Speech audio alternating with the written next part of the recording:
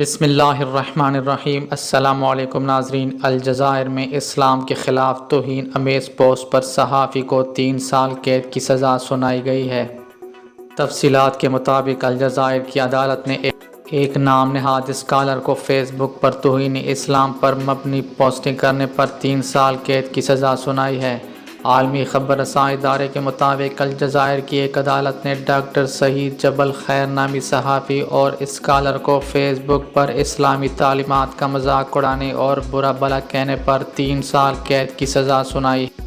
ناظرین، 53 سالہ سعید جبل خیر اسلام پر 2 کتابیں لکھ چکے ہیں، جبکہ اپنی فیس بک پوسٹوں میں عید الاضحیٰ پر قربانی، حضرت نوح علیہ السلام کی کشتی اور لڑکیوں کی نوعمری میں شادی پر گفتگو کی تھی۔ ناظرین، فیس بک کی اس پوسٹ کے خلاف 7 وکلاء اور ان کے ایک ساتھی استاد نے عدالت میں شکایت درج کرائی۔ ناظرین، الجزائر میں مذہب اسلام اور پیغمبر اسلام صلی اللہ علیہ وآلہ وسلم سمیت اہم مذہبی شخصیات کی توہین پر سزا کا قانون موجود ہے، اور اسی قانون کے تحت سعید جبل خیر نامی شخص کو 3 سال قید کی سزا سنائی گئی ہے۔